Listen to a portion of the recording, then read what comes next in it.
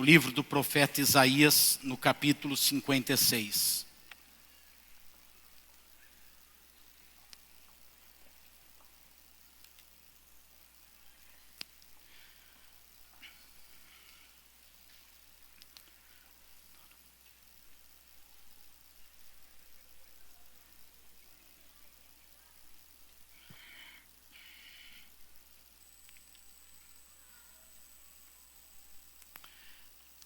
Aos líderes de grupos pequenos aqui da igreja local, fica a informação de que essa semana nós vamos desprezar o manual Apacentai o Pequeno Rebanho, quanto à temática para meditação. Nós vamos meditar sobre essa mensagem que versa sobre inclusão.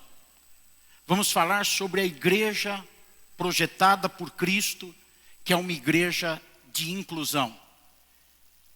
Os líderes têm um roteiro preparado para dirigirem a reunião nas casas essa semana, que está no seu envelope. As outras igrejas da regional e outras igrejas que fazem gêmeos estão usando o Apacentar normalmente. Somente nós aqui vamos mudar por causa dessa mensagem. Essa mensagem eu a preguei no dia 13 de julho de 1997. Primeiro culto que realizamos nessa área, no salão lá embaixo. Eu voltei a pregar essa mensagem no dia 4 de julho de 2010, quando inauguramos essa parte do templo. E hoje eu volto ao mesmo tema. Uma igreja que inclui pessoas.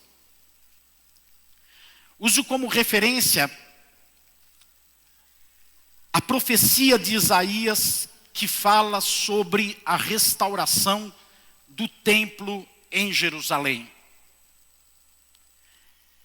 Não estava sendo fácil viver em Jerusalém nos dias que Isaías se transforma em oráculo de Deus para trazer essa mensagem ao povo.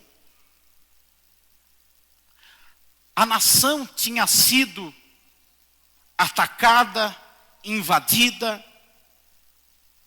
pelos babilônios,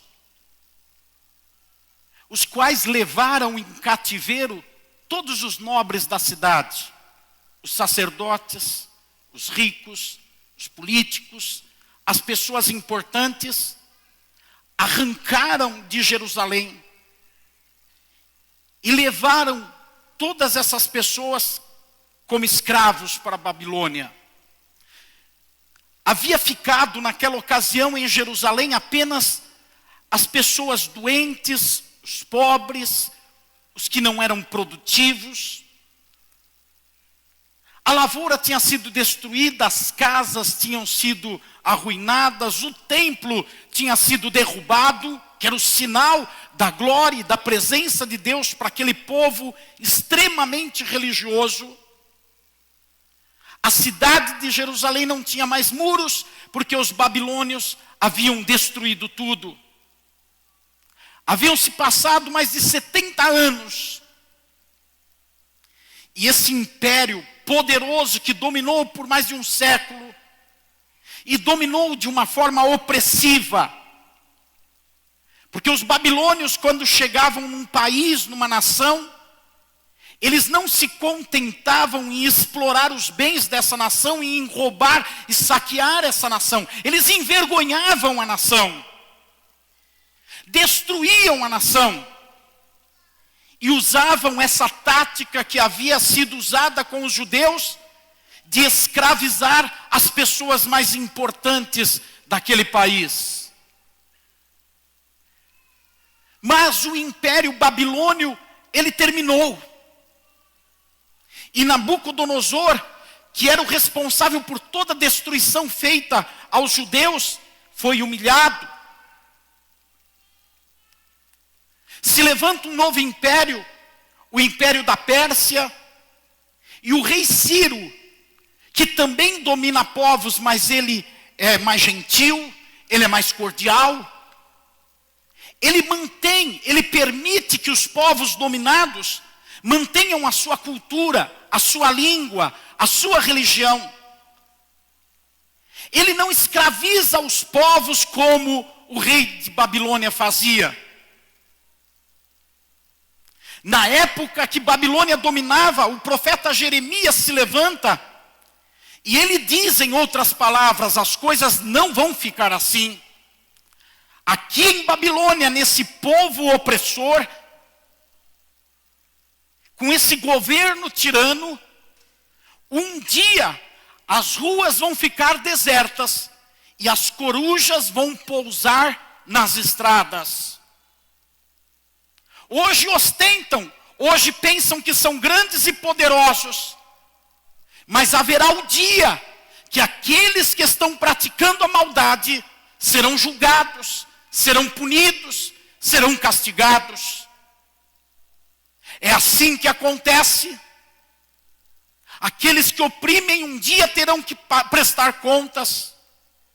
Aqueles que agem mal, um dia precisarão comparecer em juízo e receberão a sentença pelo mal que fazem. Pode parecer às vezes que a maldade fique impune. Pode parecer em alguns momentos que Deus está distante. Mas na verdade os olhos do Senhor estão fitos na terra. Os olhos de Deus estão colocados em cada casa. Os olhos do Senhor estão sondando cada pessoa. E Deus sabe os passos e, mais do que os passos, os pensamentos de cada um. E um dia tudo vem à tona. Um dia, fala para o seu irmão, a casa cai. Quem anda torto, quem anda errado, um dia a casa cai. E a casa de Babilônia caiu. O império persa veio e prevaleceu sobre Babilônia. E o rei Ciro, rei da Pérsia, mostrando-se amigável com os povos dominados, agiu com bondade com os judeus e permitiu que eles voltassem para Jerusalém e viessem reconstruir sua cidade e reconstruir o templo. Cerca de 43 mil judeus saem de Babilônia e voltam para Jerusalém. Há uma ordem de Ciro. No primeiro ano do seu governo, ele diz: construam o templo de Jerusalém. E Isaías se levanta nesse momento com essa profecia do capítulo 56, para declarar o que deveria ser o templo do Senhor, para corrigir a rota, porque no passado o templo do Senhor tinha sido explorado de forma ilegítima, destrutiva, por sacerdotes, por pessoas que se ocuparam do templo e não deram ao templo o que deveriam dar de status, de posição, de função. Até os bens do templo foram vilipendiados, foram dados em negociação por sacerdotes, por reis do passado. Mas Isaías se levanta como Jesus se levantou, já no seu ministério, e entrou no templo e fez um azorrague e começou a bater naqueles cambistas, vendedores, mercadores que faziam do templo do Senhor um lugar qualquer, um lugar de comércio, um lugar de interesses humanos. O zelo do Senhor consumia Jesus. Quando ele lá em Jerusalém faz isso, o profeta Isaías, no capítulo 56, de forma profética, tem a mesma atitude que Jesus, não entrando no templo, porque o templo ainda não existia. O templo seria reconstruído, mas ele começa a falar o que seria o templo, para que serviria o templo, como deveria ser usado o templo. E o resumo de tudo isso, ele diz no versículo 7, no final do versículo 7 desse capítulo 56 de Isaías, ele diz: a minha casa será chamada casa de oração para todos os povos. Ele dá um norte para o templo do Senhor. Ele dá um rumo para o templo do Senhor. O templo templo do Senhor não será um lugar para outros interesses, mas será um lugar para se alimentar em intimidade com Deus. Será um lugar onde as pessoas chegarão para buscar o desejo do coração de Deus e aplanarem o seu coração com o desejo do coração de Deus e viverem numa intimidade profunda com Deus. Isaías põe o prumo, Isaías passa a régua da justiça, e na sua palavra profética ele diz: a casa do Senhor não é um lugar qualquer. A casa do Senhor precisa ser conhecida como um lugar onde as pessoas têm intimidade com Deus. Dentro daquele contexto de templos pagãos espalhados por toda parte e de explorações diversas sendo feitas no passado, no templo de Deus em Jerusalém, que já fora destruído, se levanta a voz previdente, cautelosa, cuidadosa, para falar a finalidade do templo. Pessoas afluem aos templos correndo atrás de tantas coisas. Pessoas buscam tantas coisas nos templos. Muitas pessoas deveriam trabalhar um pouco mais. Deveriam ser mais dedicados e esforçados no que fazem. Deveriam ser mais diligentes nas suas casas. Deveriam ser mais cuidadosos com os seus filhos. Deveriam ocupar a sua vida com coisas íntegras e honestas.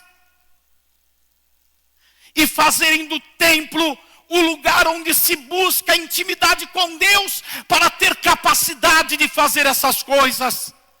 Mas o ser humano é engraçado. Ele sempre está procurando atalhos. Ele sempre quer caminhos mais simples, mais fáceis, mais cômodos. Ele sempre está procurando aquilo que mais apetece o seu interesse. Então o ser humano, ele quer usar o templo para conseguir as coisas que Deus quer que ele tenha, mas que ele tenha pelo seu esforço, pela sua dedicação, pela sua diligência. E o grande problema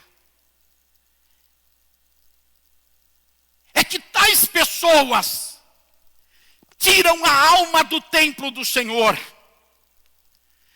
tiram o fôlego que dá vida ao templo do Senhor. O templo do Senhor não é outro lugar, senão a casa de oração para todos os povos da terra. É assim que Isaías define aquele templo que seria reconstruído. Ele prepara o caminho. Ele é como um João Batista que vem na frente, para que depois Esdras entre e construa o templo. Ele se apresenta anteriormente e diz, como que se estivesse pronunciando: não façam do templo do Senhor o que foi feito no passado, mas tenham o zelo de entender o templo do Senhor como lugar de intimidade com Deus. Levante a sua mão ao céu e diga: Deus, Deus, me ajude a ter intimidade contigo. O templo do Senhor é aquele lugar onde se chega e o coração começa a tremer pela presença de Deus. Onde se chega e a adoração envolve os céus, porque há um povo íntimo com Deus. Cumprindo a sua função, o templo se transforma em um lugar inclusivo. Jeremias, nessa sua palavra profética, ele diz que as pessoas rejeitadas deveriam ser incluídas no templo. O povo judeu era extremamente bairrista, exclusivista, focado na sua cultura, na sua religião, na sua forma de ser. Era um povo cheio de dogmas, de rituais, de costumes e de jeitos.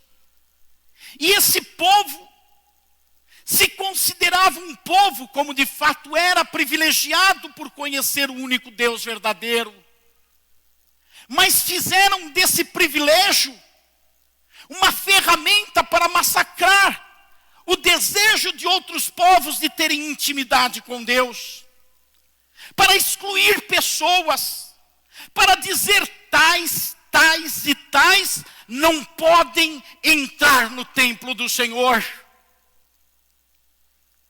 Consideravam-se melhores, embora na verdade fossem, mas não tinham um esvaziamento pessoal a ponto de se sujeitarem para poder ajudar aqueles que na verdade eram inferiores quanto ao tipo de fé.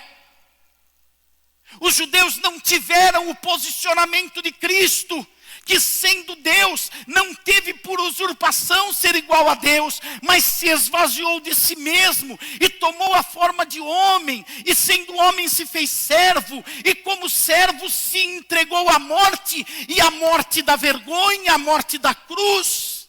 Ele se fez o menor sendo o maior, mas o povo de Deus não.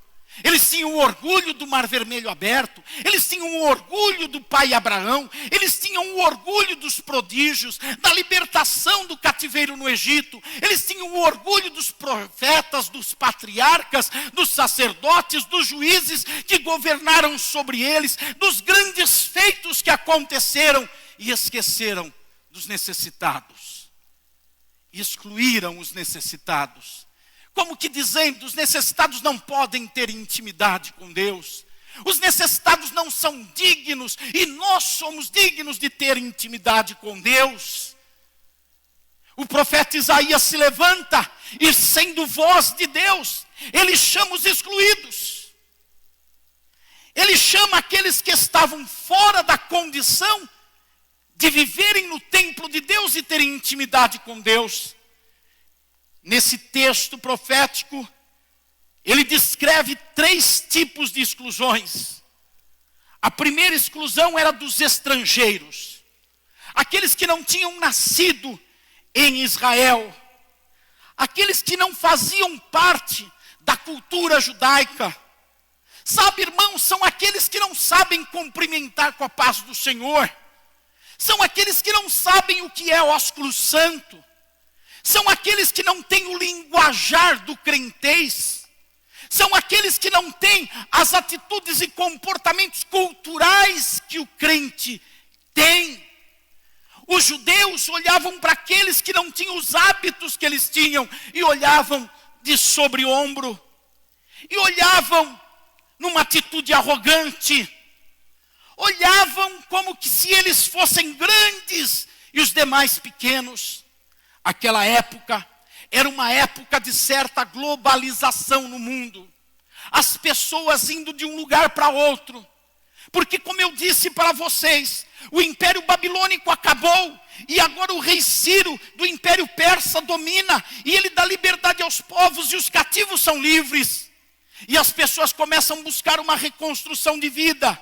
E eles saem de Babilônia, não só judeus, mas pessoas de outros povos saem de Babilônia e começam a procurar uma recolocação, uma terra, um lugar para morar. E muitos olham para Israel e veem em Jerusalém o lugar que eles querem abraçar para viverem lá.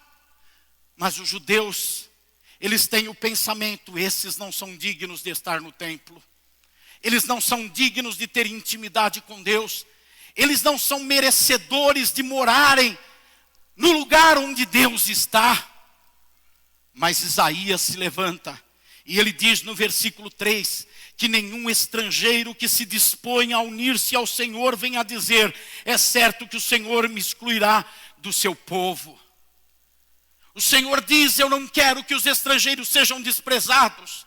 Eu não quero que aqueles que não têm o hábito que vocês têm sejam menosprezados. Eu não quero que aqueles que não têm intimidade comigo não tenham uma porta aberta para ter essa intimidade. Eu quero que o meu templo seja um lugar que todos aqueles que quiserem me conhecer tenham uma avenida à sua frente para caminhar em direção reta e uma porta escancarada para entrar e ali venham a ter intimidade comigo. Os judeus tinham dificuldade de compreender isso porque eles tinham medo da contaminação. Eles pensavam, esses povos pagãos, Eles vão entrar na nossa cidade, eles vão entrar no nosso templo, com os seus ídolos, com as suas culturas, com o seu jeito de ser, com a sua forma malucada de praticar religião, contrária aos nossos princípios, aos nossos valores. Eles não vão sentar como nós sentamos, eles não vão andar como nós andamos, eles não vão falar como nós falamos. Não queremos os estrangeiros neste lugar, mas aqueles que as pessoas rejeitam, são aqueles que Deus escolhe, que Deus quer ter perto dele. Enquanto o povo de Deus dizia, não queremos essas pessoas no templo, Deus diz, a minha casa será a casa de oração para todos os povos. No versículo 7 Deus diz, esses. Se você reparar no versículo 6, ele está falando dos estrangeiros. Os estrangeiros que se unirem ao Senhor para servi-lo, para amarem o nome do Senhor e prestar-lhe culto, para se apegarem à aliança, a minha aliança, diz o Senhor. No versículo 7, o Senhor diz, esses eu trarei ao meu santo monte. Eles não tinham casa, eles não tinham pátria, eles não tinham chão, eles não tinham templo. Os judeus diziam, no nosso templo não. Mas Deus disse, eu lhes darei um lugar. E o lugar é o lugar alto da minha presença. É no meu santo monte. Eles terão um chão para pisar. Aqui eu abro a minha voz profética, de adorador, de clamador de Deus. E suplico a Deus, rogo a vocês, que esse lugar seja um lugar que receba quem não tem chão, quem não tem lugar para pisar, quem não tem casa para morar, quem não tem onde descansar. Aqui seja a terra daqueles que precisam de intimidade com Deus.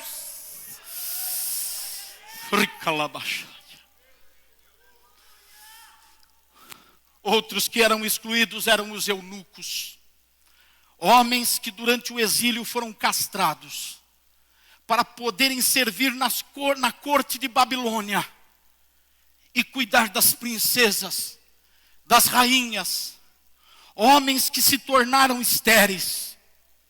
Eles não teriam descendência. Eles não poderiam ter filhos. O nome deles seria apagado da terra. Eles não construiriam famílias. E numa cultura onde a descendência era e é muito significativa, onde a descendência carrega o nome, carrega a história, carrega a cultura, carrega a religião.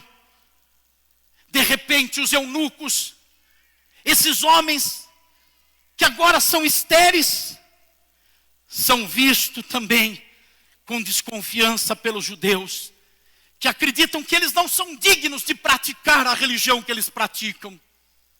Afinal, a masculinidade foi mexida. Afinal, eles não podem produzir. Afinal, eles não podem realizar. E os judeus tinham a perspectiva de que quando um templo fosse erguido, os velhos costumes se manifestassem. De deixar de fora os eunucos, de não permitir que os eunucos entrassem, de não aceitar que os eunucos tivessem intimidade com Deus. Eles não tinham nome, eles não teriam descendência. Mas Deus diz sobre os eunucos, no versículo 4, aos eunucos que guardarem os meus sábados, que escolherem o que me agrada, e se apegarem à minha aliança, a eles darei dentro do meu templo e dos seus muros um memorial e um nome melhor do que de filhos e filhas. Eles não têm uma descendência natural, mas eu faço deles a minha descendência. Eu lhes dou um nome, eu dou um marco, e eles serão melhores do que os próprios filhos e filhas naturais para mim. Esse é o Deus que diz, a minha casa será chamada casa de oração para todos os povos. e até aqueles que são improdutivos, até aqueles que são falidos na vida, até aqueles que são fracassados nas famílias onde estiveram, até aqueles que não conseguiram realizar coisas, aquele homem que foi um mau marido, aquela mulher que foi uma má esposa, aquele jovem que foi um mau filho, aquele pai que foi um mau pai, uma má mãe, até esses o Senhor diz: a porta do templo está aberta e a minha casa será um lugar para você ter intimidade comigo e aprender a viver comigo. O terceiro grupo de pessoas excluídas eram os seus próprios compatriotas exilados. Aqueles que há 70 anos atrás, mais ou menos, tinham sido levados cativos para a Babilônia. Muitos deles morreram lá, mas seus filhos nasceram lá. E esses voltam agora para Jerusalém. Imagine o caos social. Porque nesses 70 anos, um rico foi tirado da sua propriedade e levado para a Babilônia. Começou a construir sua vida lá, teve filhos lá. Mas um pobre ou alguém do povo tomou posse daquela herdade. Ocupou aquela terra. Pegou aquela lavoura que era do rico e começou a plantar. E agora, quando Ciro decreta que podem voltar para a sua terra, os descendentes daqueles que foram levados cativos vêm. E o que eles procuram? A sua casa, a sua lavoura, onde eles vão viver. Mas tem gente lá, tem um irmão dele, um compatriota dele lá, que agora é dono da terra, se apoderou, que agora mora na casa, se apoderou. E essas pessoas, elas começam a excluir socialmente quem vem de fora. Começam a desprezar socialmente aqueles que saíram do meio deles. Na verdade foram levados do meio deles. Mas Deus diz, no versículo 8, palavra do soberano do Senhor, daquele que reúne os exilados de Israel, reunirei ainda outros àqueles que já foram reunidos. Enquanto o povo judeu diz, não, esses um dia foram embora, perderam o direito, não mais têm direito no nosso meio, não podem voltar e viverem entre nós. Quando o templo estiver construído, não os queremos lá. Deus diz, os exilados eu também reúno. Eu também trago a minha presença. Aleluia! Você está entendendo que nós estamos num lugar onde Deus nos chama para recolhermos os estrangeiros, para recolhermos os eunucos, para abraçarmos os exilados. Porque esse lugar não é outro senão a casa de oração para todos os povos. A oração traz intimidade com Deus, irmãos. A oração traz profundidade no relacionamento com Deus. Quem ora conhece mais a Deus. Quem ora compartilha mais dos sentimentos de Deus. Quem ora entende melhor a mente do Senhor. Passa a ter a mente do Senhor. A minha casa será uma casa de oração, de pessoas que vão se reunir para ter intimidade comigo. E quando temos intimidade, nós nos tornamos inclusivos. Não fazemos nada para excluir. Não fazemos nada para afastar. A nossa vida não contribui para que ninguém seja afastado. A nossa palavra não coopera para que ninguém seja retirado do meio. Quando somos inclusivos, temos comportamentos que aqui no capítulo 56 de Isaías nos são mostrados. Primeiro comportamento, nós nos tornamos esses cristãos, esses crentes que incluem por meio da oração. O próprio texto, a minha casa será chamada casa de oração para todos os povos, deixa claro que a religiosidade perde o lugar, que a cultura em si perde o lugar. Vale mais uma alma, vale mais uma pessoa do que a cor do cabelo dela, do que a forma da calça que ela usa. Vale mais uma pessoa do que a tatuagem que ela carrega no peito. Vale mais uma pessoa do que as marcas que ela traz na vida dela. Vale mais uma pessoa do que o linguajar que ela costumou ter antes. Quem é inclusivo pela oração destrói a religiosidade. A casa do Senhor não é lugar de shows. Não é o lugar para as pessoas curtirem a vida. Não, é um lugar de intercessão. É um lugar de sentimento de inclusão. No versículo 7 ainda, diz que os que são inclusivos fazem da casa do Senhor um lugar alegre. Diz o versículo 7, eu os trarei ao meu santo monte e lhes darei alegria em minha casa de oração. Alegria pela salvação, irmãos. Alegria pelo perdão dos pecados, pela satisfação na vida, pelo prazer da comunhão com os irmãos, pela salvação de uma pessoa, por alguém que se dá bem na vida. A igreja é um lugar de alegria. Fala para o seu irmão, aqui não é lugar de cara feia. A não ser quem já é feio por natureza. Aí não dá para fazer milagre. Mas dá para ter um coração alegre que vai aformosear o rosto. É um lugar de alegria. Faz da casa do Senhor um lugar de alegria. Aleluia, aleluia, irmãos. Faz da casa do Senhor um lugar de alegria. Não faz um lugar de gente amargurada. As pessoas inclusivas não fazem da casa do Senhor um lugar de desaforo que não se leva para casa. Fala para o seu irmão, aqui se come mosca, irmão. Fala para ele. Aqui se engole mosca, mariposa, borboleta, até urubu. Para não fazer mal para os outros. Para incluir.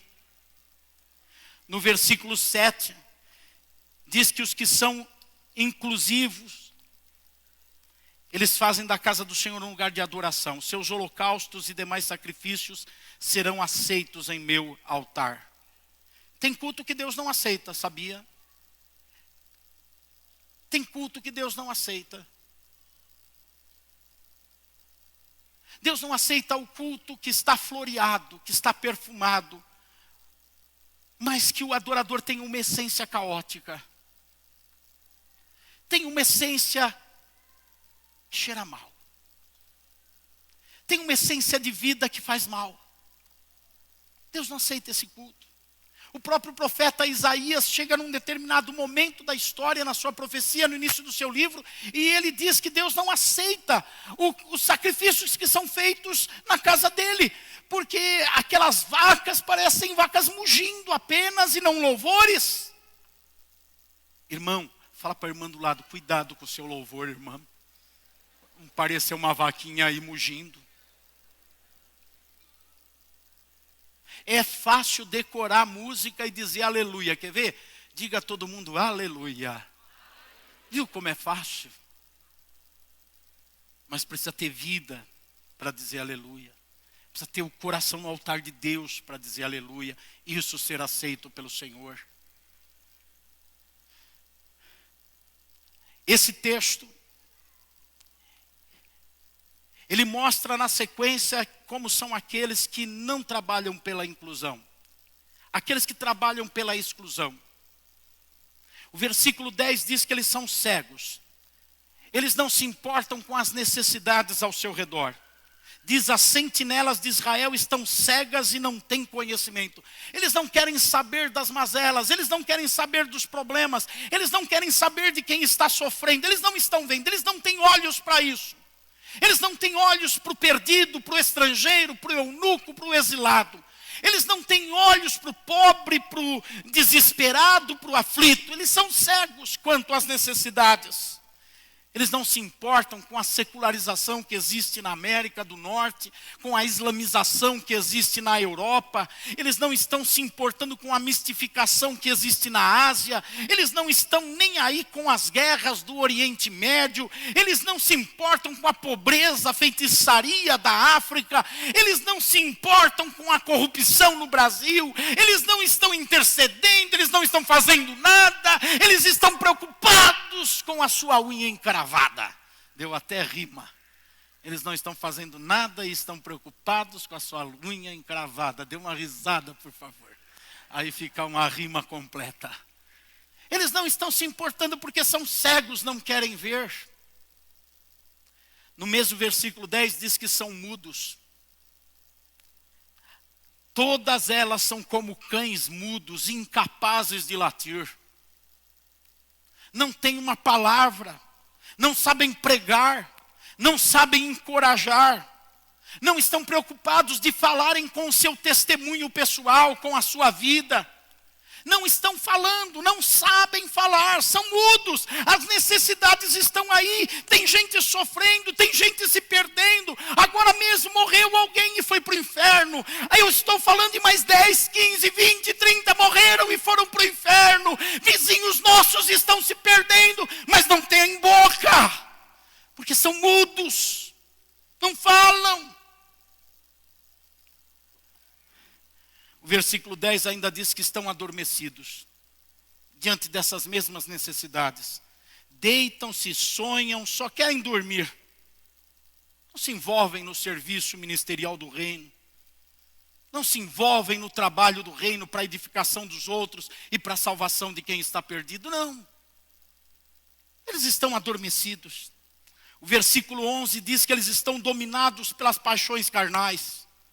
São cães devoradores, insaciáveis. O versículo 12 diz, venham, cada um grita, tragam-me vinho, bebamos nossa dose de bebida fermentada, que amanhã será como hoje e até muito melhor. Eles estão vivendo para os prazeres, eles querem curtir a vida, eles estão prontos a ir no templo para festa, para comemoração, eles estão prontos para um momento de alegria, eles querem passear, eles querem se divertir, eles estão aqui nesse mundo para isso, para curtirem a vida.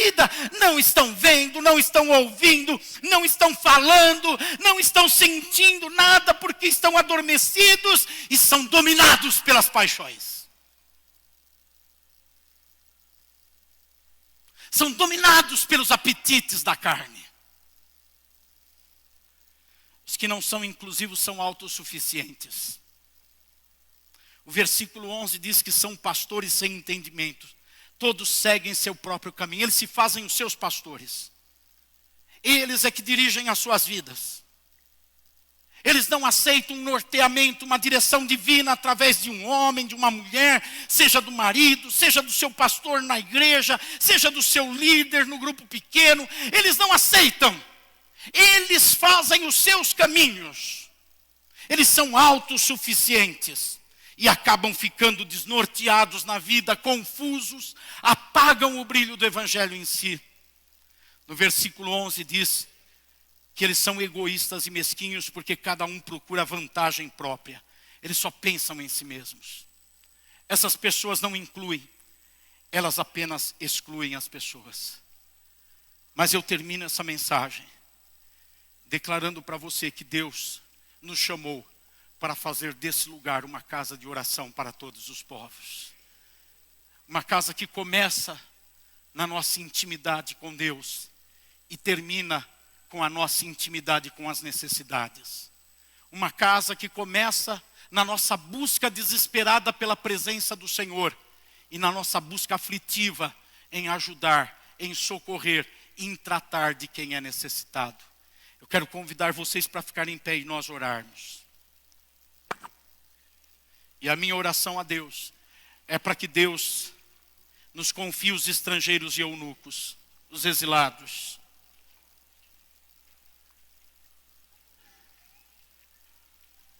E tenhamos o compromisso de fazer dessa casa uma casa de oração para todos os povos.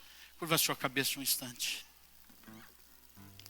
Senhor, eu peço que o Espírito do Senhor nos ajude a ter essa palavra bem quente no nosso coração, mexendo com a nossa mente, com o nosso entendimento, para não errarmos como os nossos irmãos judeus erraram, quando queriam uma exclusividade no relacionamento contigo. Não se importavam com os estrangeiros, desprezavam os eunucos e até os seus compatriotas exilados eram largados por eles. Eles pensavam, Deus, que a intimidade contigo era um privilégio que eles tinham e ninguém mais. E eles acabaram perdendo essa intimidade contigo. Sabemos que a intimidade contigo, Senhor, é um rio de água corrente. E se essa intimidade contigo não flui na nossa vida para outras pessoas,